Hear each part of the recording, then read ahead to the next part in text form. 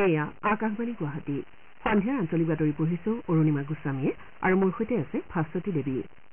এতিয়া প্ৰধান বাতৰিসমূহ হ'ল পৰৱৰ্তী দুটা পৰ্যায়ত হ'বলগীয়া ভোটগ্ৰহণৰ বাবে বিভিন্ন ৰাজনৈতিক দলৰ প্ৰচাৰ তীব্ৰতৰ প্ৰধানমন্ত্ৰী নৰেন্দ্ৰ মোদীৰ বিহাৰত বিজেপিৰ জ্যেষ্ঠ নেতা অমিত শ্বাহৰ ওড়িশাত অসমৰ মুখ্যমন্ত্ৰী হিমন্ত বিশ্ব শৰ্মাৰ পশ্চিমবংগত কংগ্ৰেছৰ সভাপতি মল্লিকাৰ্জুন খাৰ্গেৰ হাৰিয়ানাত আজি নিৰ্বাচনী প্ৰচাৰ সভাত অংশগ্ৰহণ আন্তঃৰাষ্ট্ৰীয় চাহ দিৱস উপলক্ষে ৰাজ্যবাসীলৈ মুখ্যমন্ত্ৰী হিমন্ত বিশ্ব শৰ্মাৰ শুভেচ্ছা জ্ঞাপন ৰাজ্যৰ চাহ শ্ৰমিকৰ কঠোৰ পৰিশ্ৰমক মান্যতা দিবলৈ চৰকাৰ প্ৰতিশ্ৰুতিবদ্ধ বুলি মুখ্যমন্ত্ৰীৰ প্ৰকাশ নামেৰী ৰাষ্ট্ৰীয় উদ্যান আৰু ব্যাঘ্ৰ সংৰক্ষিত বনাঞ্চলৰ ট্ৰেকিং অহা 28 মেৰ পৰা বন্ধ থাকিব বুলি কৰ্তৃপক্ষৰ নিৰ্দেশনা জাৰি আৰু IPL ক্ৰিকেট প্ৰতিযোগিতাৰ কোৱালিফায়াৰ 1ত আজি ছানৰাইজাৰ্ছ হায়দৰাবাদ কলকাতা নাইট ৰাইডাৰ্ছৰ মুখামুখি। লোকসভা নিৰ্বাচনৰ ষষ্ঠ আৰু সপ্তম পৰ্যায়ত হ'বলগীয়া ভোটগ্ৰহণৰ বাবে বিভিন্ন ৰাজনৈতিক দলে সমষ্টিসমূহত প্ৰচাৰ তীব্ৰতৰ কৰি তুলিছে। ষষ্ঠ পৰ্যায়ৰ নিৰ্বাচনৰ বাবে পৰহিলৈ প্ৰচাৰ অভিযানৰ সামৰণি পৰিব। 25 মে আৰু 1 জুনত হ'বলগীয়া এই দুটা পৰ্যায়ত 57টাকৈ সমষ্টিত ভোটগ্ৰহণ কৰা হ'ব। ইতিমধ্যে 5টা পৰ্যায়ত 428টা সমষ্টিৰ বাবে ভোটগ্ৰহণ সম্পন্ন হৈছে। প্ৰধানমন্ত্ৰী তথা বিজেপিৰ জ্যেষ্ঠ নেতা নৰেন্দ্ৰ মোদীয়ে আজি বিহাৰৰ মতিহাৰীৰ গান্ধী ময়দানত এখন নিৰ্বাচনী সভাত ভাষণ দিয়ে। প্ৰধানমন্ত্ৰীৰ ভাষণত কংগ্ৰেছক এটা পৰিয়ালকেন্দ্ৰিক দল বুলি অভিহিত কৰাৰ লগতে দলটোৱে মাত্ৰ এটা পৰিয়ালৰ স্বাৰ্থ সিদ্ধিৰ হকে কাম কৰি আহিছে বুলি অভিযোগ তোলে। লোকসভা নিৰ্বাচনত কংগ্ৰেছ নেতৃত্বাধীন INDA মিত্ৰজোঁটৰ পতন ঘটিব বুলি তেওঁ দাবী কৰে। শ্ৰীমোদীয়ে কয় যে জনসাধাৰণে নিৰ্বাচনত দুৰ্নীতিৰ গোচৰ আৰু ভাৰত বিৰোধী অভিযানত লিপ্ত হোৱাসকলক যোগ্য প্ৰত্যুত্তৰ দিব। তেওঁ লগতে দুখীয়া জনসাধাৰণক বিদ্যুৎ আৰু ৰন্ধন গেছৰ সংযোগ প্ৰদানৰ বাবে লোৱা পদক্ষেপৰ ওপৰত আলোকপাত কৰে। শ্ৰীমোদীয়ে কয় যে INDA মিত্ৰজোঁট একবিংশ শতিকাৰ আশা আকাংক্ষাৰ সৈতে খোজ মিলাবলৈ সক্ষম নহয় আৰু একমাত্ৰ NDAহে এই সপোনসমূহ বাস্তৱায়িত কৰিবলৈ সমৰ্থ হ'ব। তেওঁ লগতে কেন্দ্ৰত এখন নিৰ্ণায়ক চৰকাৰেহে পৰৱৰ্তী 5টা বছৰত অধিক ক্ষিপ্ৰতাৰে উন্নয়নমূলক কাম সম্পন্ন কৰিব বুলি আশ্বাস দিয়ে। তেওঁ আজি বিহাৰৰ মহাৰাজগঞ্জ সংসদীয় সমষ্টিৰ অধীনৰ গৰিয়াকোঠিত দ্বিতীয়খন নিৰ্বাচনী সভাত অংশ লয়। বিজেপিৰ ৰাষ্ট্ৰীয় সভাপতি JP নাড্ডাই আজি হাৰিয়ানা আৰু ৰাজধানী দিল্লীত প্ৰচাৰ চলায়। আজি পুৱা তেওঁ হাৰিয়ানাৰ ৰোহটেকৰ পৰা নিৰ্বাচনী প্ৰচাৰ আৰম্ভ কৰে।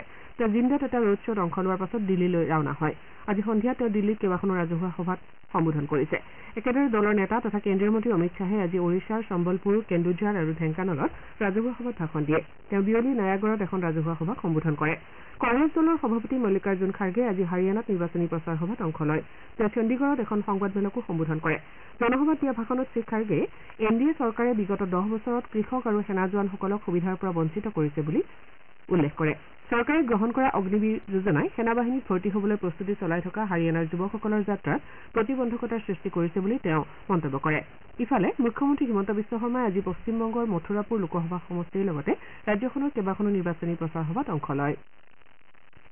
দিল্লীতো 7খন সংসদীয় আসনৰ বাবে প্ৰচাৰ তুংগত উঠিছে। বিজেপি আম আদমী পাৰ্টি আৰু কংগ্ৰেছে শনিবাৰে ভোটগ্ৰহণ হ'বলগীয়া এই সমষ্টিকেইটাৰ ভোটদাতাসকলৰ মন জয় কৰাৰ বাবে সৰ্বতোপ্ৰকাৰে চেষ্টা চলাইছে। আম আদমী পাৰ্টি আৰু কংগ্ৰেছে মূল্যবৃদ্ধি কৰ্মসংস্থাপনহীনতা আৰু কেন্দ্ৰীয় সংস্থাসমূহৰ অপব্যৱহাৰৰ বিষয় লৈ বিজেপিক আক্ৰমণৰ লক্ষ্য কৰি লৈছে। বিজেপিয়েও সুৰানীতি কেলেংকাৰী আৰু অনিয়মৰ অন্যান্য ঘটনাক লৈ আম আদমী পাৰ্টিক তীব্ৰ সমালোচনা কৰে।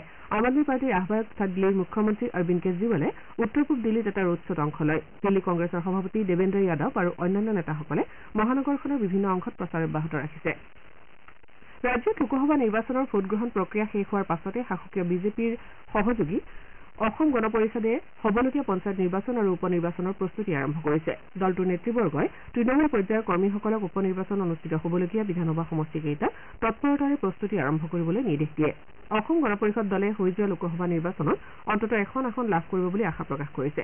উল্লেখযোগ্য যে দলটোৱে এইবাৰ বৰপেটা আৰু ধুবুৰীত নিজৰ প্ৰাৰ্থীক লোকসভা নিৰ্বাচনত অৱতীৰ্ণ কৰোৱাৰ সুযোগ লাভ কৰিছিল। আজি গুৱাহাটীত দলটোৰ জ্যেষ্ঠ নেতাসকলৰ সৈতে জিলা পৰ্যায়ৰ কৰ্মীৰ এখন বৈঠক অনুষ্ঠিত হয়।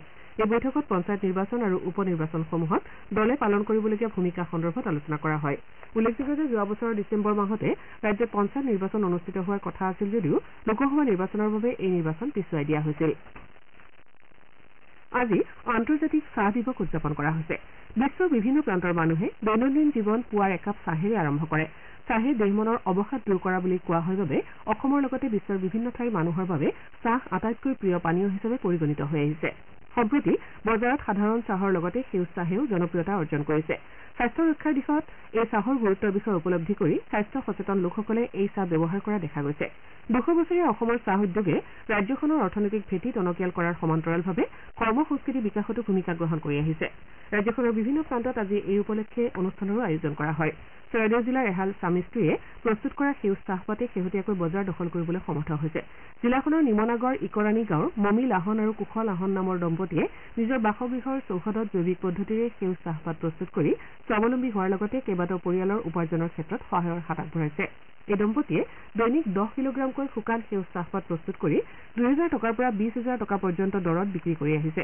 2015 চনৰ পৰা ঘৰুৱা পদ্ধতিৰে সেউজ চাহপাতৰ খেতি কৰা দম্পতীয়ে জৈৱিক সাৰ প্ৰয়োগ কৰি 20 বিঘা ভূমিত এই খেতি কৰি মাহেকত লক্ষাধিক টকা উপাৰ্জন কৰিবলৈ সমৰ্থ হৈছে। তেওঁলোকে স্বাৱলম্বী হোৱাৰ লগতে ক্ষুদ্ৰ চাহ খেতিয়কলৈ আশা কঢ়িয়াই আনিছে। মুখ্যমন্ত্ৰী হিমন্ত বিশ্ব শৰ্মাই আন্তঃৰাষ্ট্ৰীয় চাহ দিৱস উপলক্ষে দিয়া এটা বাৰ্তাত কয় যে অসমৰ লগতে উত্তৰ পূৰ্বাঞ্চলৰ চাহে বিশ্বৰ বিভিন্ন প্ৰান্তলৈ সতেজতা কঢ়িয়াবলৈ সমৰ্থ হৈছে। নিজৰ এক্স হেণ্ডেলত দিয়া বাৰ্তাত মুখ্যমন্ত্ৰীয়ে লগতে কয় যে বিশ্বৰ যিকোনো প্ৰান্ততে গ্ৰহণ কৰা পুৱাৰ চাহকাপত অসমৰ চাহগছৰ সুগন্ধি থাকে। তেওঁ লগতে আজি এই দিৱস উপলক্ষে চাহ বাগিচাৰ শ্ৰমিকসকলৰ শ্ৰমক উচিত মান্যতা দিয়া হ'ব বুলি প্ৰতিশ্ৰুতি দিছে। সমগ্ৰ দেশত আজি সন্ত্ৰাসবাদ বিৰোধী দিৱস পালন কৰা হৈছে। 1991 চনৰ 21 মেত LTTEৰ আত্মঘাতী বোমাৰুৰ আক্ৰমণত চেন্নাইৰ সমীপৰ এখন গাঁৱত প্ৰাণ হেৰুওৱা প্ৰাক্তন প্ৰধানমন্ত্ৰী ৰাজীৱ গান্ধীৰ মৃত্যু বাৰ্ষিকীৰ সৈতে সংগতি ৰাখি এই দিৱস পালন কৰা হয়। সমাজ আৰু ৰাষ্ট্ৰৰ ওপৰত সন্ত্ৰাসবাদ আৰু হিংসাৰ নেতিবাচক প্ৰভাৱৰ বিষয়ে জনসাধাৰণক সজাগ কৰি তোলাৰ উদ্দেশ্যে এই দিৱস পালন কৰা হয়। প্ৰধানমন্ত্ৰী নৰেন্দ্ৰ মোদীয়ে প্ৰাক্তন প্ৰধানমন্ত্ৰীগৰাকীলৈ মৃত্যু বাৰ্ষিকীত শ্ৰদ্ধাৰ্ঘ্য নিবেদন কৰিছে। কংগ্ৰেছৰ ৰাষ্ট্ৰীয় সভাপতি মল্লিকাৰ্জুন খাৰ্গে, কংগ্ৰেছৰ সংসদীয় দলৰ নেত্ৰী ছোনিয়া গান্ধী আৰু দলৰ প্ৰাক্তন সভাপতি ৰাহুল গান্ধীয়েও ৰাজীৱ গান্ধীৰ মৃত্যু বাৰ্ষিকী উপলক্ষে নতুন দিল্লীৰ বীৰভূমত থকা প্ৰাক্তন প্ৰধানমন্ত্ৰীগৰাকীৰ সমাধিত পুষ্পাৰ্ঘ্য তৰ্পণ কৰে। দলৰ সভাপতি খাৰ্গে এক্স হেণ্ডেলত দিয়া এটা বাৰ্তাত কয় যে একবিংশ শতিকাৰ আধুনিক ভাৰতৰ দূৰদৰ্শী ভাৰতীয় তথ্য বিপ্লৱৰ জনক, পঞ্চায়তীৰাজ ব্যৱস্থাৰ সবলীকৰণৰ স্থপতি, শান্তি আৰু সমৃদ্ধিৰ পথ প্ৰদৰ্শক এই নেতাগৰাকীৰ অৱদান সদায় স্মৰণীয় হৈ থাকিব। দেশৰ প্ৰাক্তন প্ৰধানমন্ত্ৰীগৰাকীৰ মৃত্যু বাৰ্ষিকীৰ সৈতে সংগতি ৰাখি আজি ৰাজ্যখনৰ বিভিন্ন প্ৰান্তত শ্ৰদ্ধাঞ্জলি অনুষ্ঠানৰ আয়োজন কৰা হয়। আজি গুৱাহাটীৰ ৰাজীৱ ভৱনত প্ৰাক্তন প্ৰধানমন্ত্ৰীগৰাকীৰ স্মৃতিত অসম প্ৰদেশ কংগ্ৰেছ কমিটিৰ সভাপতি ভূপেন কুমাৰ বৰাকে ধৰি দলৰ নেতা কৰ্মীসকলে শ্ৰদ্ধা নিবেদন কৰে। সংবাদ মাধ্যমৰ আগত শ্ৰীবৰাই প্ৰয়াত গান্ধীৰ উদ্যোগত অসম আন্দোলনৰ পৰিসমাপ্তি ঘটাই অসম চুক্তি স্বাক্ষৰ কৰা হৈছিল বুলি মন্তব্য কৰে। ইপিনে যোৰহাট জিলা আয়ুক্ত কাৰ্যালয়ৰ লগতে জিলাখনৰ সকলো চৰকাৰী কাৰ্যালয়ত আজি প্ৰয়াত গান্ধীৰ মৃত্যুৰ দিনটো সন্ত্ৰাসবাদ বিৰোধী দিৱস হিচাপে পালন কৰা হয়। এই উপলক্ষে আজি জিলা প্ৰশাসনৰ সকলো বিষয়া কৰ্মচাৰীয়ে সন্ত্ৰাসবাদ তথা সকলো ধৰণৰ হিংসাৰ বিৰুদ্ধে যুঁজ দিয়াৰ সংকল্প গ্ৰহণ কৰে। তেওঁলোকে হিংসা আৰু সন্ত্ৰাস প্ৰতিৰোধৰ লগতে মানৱীয় প্ৰমূল্যৰ আধাৰত শান্তিপূৰ্ণ সমাজ গঠনত সেৱা আগবঢ়াই যোৱাৰ অংগীকাৰ লয়। আকাশবাণী গুৱাহাটী কেন্দ্ৰৰ আঞ্চলিক বাতৰি বিভাগে অহা 4 জুনত লোকসভা নিৰ্বাচনৰ ভোটগণনাৰ দিনা জনাদেশ 2024 শীৰ্ষক দিনজোৰা অনুষ্ঠান প্ৰচাৰ কৰিব। এই অনুষ্ঠানত কেইবাগৰাকীও বিশ্লেষক আৰু সমল ব্যক্তিৰ উপস্থিতিত ভোটগণনাৰ শেহতীয়া তথ্য সম্পৰ্কে আলোচনা কৰাৰ লগতে দেশ আৰু ৰাজ্যৰ বিভিন্ন সমষ্টিৰ পৰা আকাশবাণীৰ সংবাদদাতাৰ সৈতে সংযোগ স্থাপন কৰি পোনপটীয়াকৈ ভোটগণনাৰ শেহতীয়া তথ্য প্ৰচাৰ কৰা হ'ব। অনুষ্ঠানটো পুৱা 9:15 পৰা অব্যাহত থাকিব। এই অনুষ্ঠানটো নিউজ অন এয়াৰ এপ, আমাৰ YouTube channel air news Guwahati আৰু এক্স হেণ্ডেল @airnews_GHY যোগে পোনপটীয়াকৈ প্ৰচাৰ কৰা হ'ব। শ্ৰোতাসকলে সন্ধিয়াৰ আঞ্চলিক বাতৰি শুনিছে আকাশবাণী গুৱাহাটী কেন্দ্ৰৰ পৰা। পৰৱৰ্তী বাতৰি শুনক ভাস্বতী দেৱীৰ পৰা।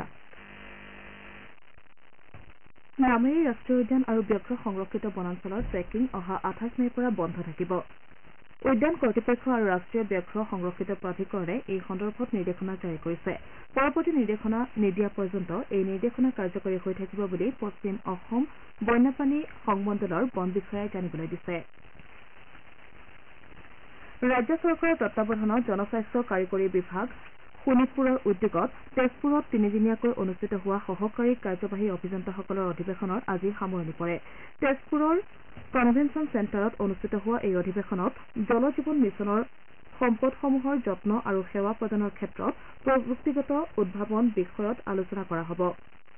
যোৱা 19 মে'ত আৰম্ভ হোৱা অধিৱেশনখনত জল জীৱন মিছন অসমৰ মিছন সঞ্চালক কৈলাশ কাৰ্তিক এন, শোণিতপুৰ জিলাৰ আয়ুক্ত দেৱ কুমাৰ মিশ্ৰৰ লগতে মিছনৰ শীৰ্ষ বিষয়াসকল উপস্থিত থাকে।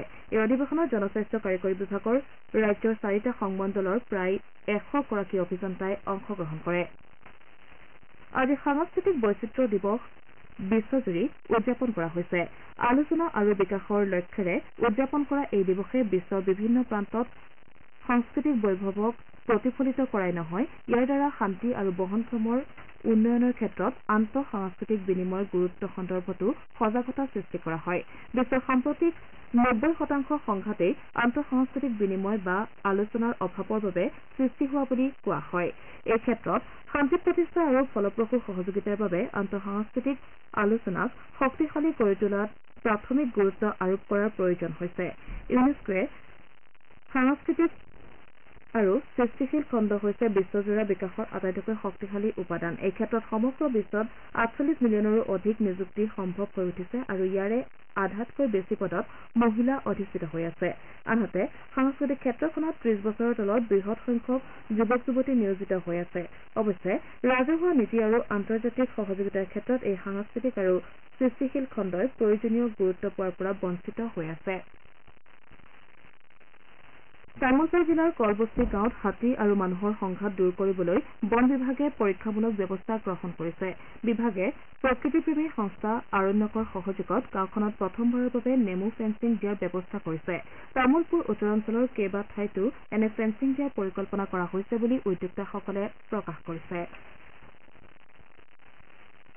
অসম ক্ৰিকেট সন্থাৰ উদ্যোগত কাইলৈৰ পৰা কনকলতা বৰুৱা আন্তঃজিলা ক্ৰিকেট প্ৰতিযোগিতা অনুষ্ঠিত হ'ব। ৰাজ্যৰ কেইবাটাও দলে অংশ ল'বলৈ এই প্ৰতিযোগিতাত দলসমূহক 7টা ক্লাষ্টাৰত ভাগ কৰি বিভিন্ন স্থানত খেলসমূহ খেলোৱা হ'ব। গ্ৰুপ এৰ খেলসমূহৰ বাহিৰে বাকী খেলসমূহ কাইলৈ আৰম্ভ হ'ব। কৰিমগঞ্জ, হোজাই, শিলচৰ আৰু হাইলাকান্দি জিলাত অংশগ্ৰহণেৰে কৰিমগঞ্জত হ'বলগীয়া গ্ৰুপ এৰ খেল 24 মেত আৰম্ভ হ'ব। আনহাতে গ্ৰুপ বিৰ খেল গোলাঘাট, ডিব্ৰুগড়, চৰাইদেউ, শিৱসাগৰ আৰু নাহৰকটীয়াৰ অংশগ্ৰহণেৰে গোলাঘাটত খেলোৱা হ'ব। বৰপেটাত হ'বলগীয়া গ্ৰুপ চিৰ খেলত নলবাৰী, বৰপেটা, তেজপুৰ, নগাঁও আৰু বঙাইগাঁৱত হ'বলগীয়া গ্ৰুপ ডিৰ খেলত বঙাইগাঁও, গোৱালপাৰা, ধুবুৰী আৰু বিশ্বনাথ জিলাই অংশগ্ৰহণ কৰিব। একেদৰে মঙলদৈত লখিমপুৰ, তিনিচুকীয়া আৰু ধেমাজিৰ গ্ৰুপ ইৰ খেল গুৱাহাটী, ৰঙিয়া, উত্তৰ-পূব সীমান্ত ৰেলৱে আৰু বিলাসীপাৰাৰ অংশগ্ৰহণেৰে গ্ৰুপ এফৰ খেল আৰু মৰিগাঁও, বোকাখাত, কোকৰাঝাৰ আৰু যোৰহাট গ্ৰুপ জিৰ খেল খেলোৱা হ'ব। ছানৰাইজাৰ্ছ হায়দৰাবাদ আজি আহমেদাবাদৰ নৰেন্দ্ৰ মোদী ষ্টেডিয়ামত হ'বলগীয়া IPL ক্ৰিকেট প্ৰতিযোগিতাৰ কোৱালিফায়াৰ 1ত কলকাতা নাইট ৰাইডাৰ্ছৰ সন্মুখীন হ'ব। খেলখন সন্ধিয়া 7:30 বজাত অনুষ্ঠিত হ'ব। আজিৰ খেলখনত জয়লাভ কৰা দলটোৱে পোনপটীয়াকৈ ফাইনেল খেলাৰ সুযোগ লাভ কৰিব। আনহাতে পৰাজিত দলটোৱে শুকুৰবাৰে কোৱালিফায়াৰ 2ত খেলাৰ যোগ্যতা অৰ্জন কৰিব। একেখন ষ্টেডিয়ামত কাইলৈ ৰাজস্থান ৰয়েলছ আৰু ৰয়েল চেলেঞ্জাৰ্ছ বেংগালুৰুৰ মাজত এলিমিনেটৰ খেলখন অনুষ্ঠিত হ'ব। এই খেলখনত বিজয়ী দলটোৱে কোৱালিফায়াৰ 2ত খেলাৰ সুযোগ লাভ কৰিব। যোৰহাট জিলা শিশু সুৰক্ষা গোটৰ উদ্যোগত আৰু জিলা প্ৰশাসনৰ সহযোগত আজি যোৰহাটত শিশু সুৰক্ষা সজাগতা সভা অনুষ্ঠিত হয়। বাল্য বিবাহ, শিশু সুৰক্ষা আৰু শিশু শ্ৰমিক আদি বিভিন্ন বিষয়ৰ ওপৰত জিলা সুৰক্ষা বিষয়াই সাধাৰণ ভাষাত দৃশ্যশ্ৰাব্য শ্লাইডৰ জৰিয়তে বিশদভাৱে আলোচনা আগবঢ়ায়। গুৱাহাটীত জালনোটৰ বিৰুদ্ধে আৰক্ষীৰ অভিযান অব্যাহত আছে। পাণবজাৰ আৰক্ষীয়ে আজি গোপন সূত্ৰৰ পম খেদি ৰিজাৰ্ভ বেংকৰ সমীপত বুজন পৰিমাণৰ জালনোটসহ মুকেশ চাহু নামৰ এটা জালনোট সৰবৰাহকাৰীক গ্ৰেপ্তাৰ কৰে। ঘটনা সন্দৰ্ভত আৰক্ষীয়ে সোধ-পোছ অব্যাহত ৰাখিছে। উত্তৰাখণ্ড চৰকাৰে চাৰিধাম তীৰ্থযাত্ৰীসকলৰ সুবিধাৰ বাবে বিভিন্ন ব্যৱস্থা গ্ৰহণ কৰিছে। যাত্ৰীসকলৰ ভ্ৰমণ সহজ কৰি তোলাৰ বাবে চৰকাৰে প্ৰতিদিনে প্ৰশাসনৰ শীৰ্ষ বিষয়াসকলৰ সৈতে পৰ্যালোচনা অব্যাহত ৰাখিছে। যোৱা 10 মেত কেদাৰনাথ ধামৰ দুৱাৰ মুকলি কৰাৰ পাছৰে পৰা এতিয়ালৈকে 11 দিনত 3,19,000তকৈ অধিক ভক্তই কেদাৰনাথ ধাম দৰ্শন কৰি অভিলেখ গঢ়িছে।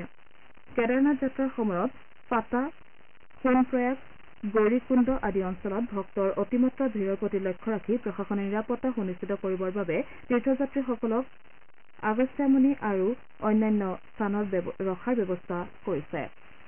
বাতৰি শেষ কৰাৰ পূৰ্বে প্ৰধান বাতৰিসমূহ আকৌ এবাৰ। পৰৱৰ্তী 2টা পৰ্যায়ত হ'বলগীয়া ভোটগ্ৰহণৰ বাবে বিভিন্ন ৰাজনৈতিক দলৰ প্ৰচাৰ তীব্ৰতৰ। প্ৰধানমন্ত্ৰী নৰেন্দ্ৰ মোদীৰ বিহাৰ, বিজেপিৰ জ্যেষ্ঠ নেতা অমিত শ্বাহৰ উৰিষ্যাত, অসমৰ মুখ্যমন্ত্ৰী হিমন্ত বিশ্ব শৰ্মাৰ পশ্চিমবংগত, কংগ্ৰেছৰ সভাপতি মল্লিকাৰ্জুন খাৰ্গেৰ হাৰিয়ানাত আজি নিৰ্বাচনী প্ৰচাৰ সভাত অংশগ্ৰহণ। আন্তঃৰাষ্ট্ৰীয় চাহ দিৱস উপলক্ষে ৰাজ্যবাসীলৈ মুখ্যমন্ত্ৰী হিমন্ত বিশ্ব শৰ্মাৰ শুভেচ্ছা জ্ঞাপন। ৰাজ্যৰ চাহ শ্ৰমিকক কঠোৰ পৰিশ্ৰমৰ মান্যতা দিবলৈ চৰকাৰ প্ৰতিশ্ৰুতিবদ্ধ বুলি মুখ্যমন্ত্ৰীৰ প্ৰকাশ।